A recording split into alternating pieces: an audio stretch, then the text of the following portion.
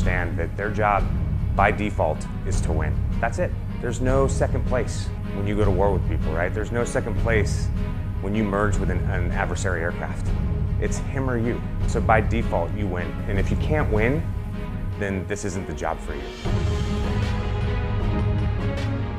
Every time you take off, you have to be perfect. You know that every time you drop a bomb, the guys on the ground are counting on you. Our guys are getting shot up. We need those buildings dropped now. It's a stressful job, but it's stressful to the point that it maximizes your performance when you're airborne. And you get that from the first day of pilot training all the way to hopefully the last sortie that you ever fly in a fighter.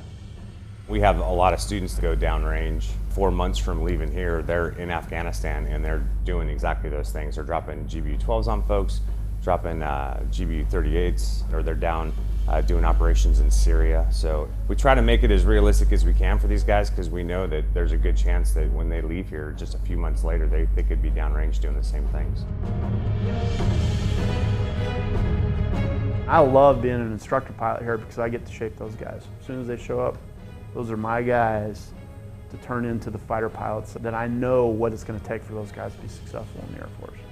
But what I want to do is find that optimum stress point so that performance is exceptional.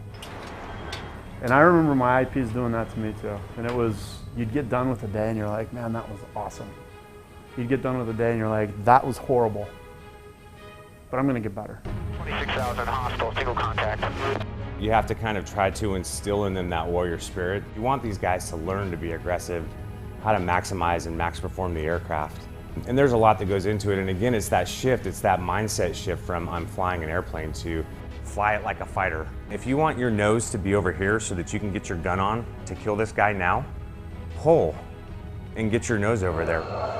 You don't have to do big maneuvers like you were doing in the T-38. This is a fighter high-performance aircraft, right? If there's something that you want to make go away, put the nose where it needs to be to make it go away. While we're teaching, the basics of how to fly BFM, we're also trying to teach that mentality, right? Kill, and kill efficiently. You start throwing dogfighting in there, air combat maneuvering, air-to-air, large force employment exercises, close air support. So you package all that experience together and you transfer it to Afghanistan for your first sortie. At the end of the day, the finished product here at Luke is an incredibly capable fighter pilot.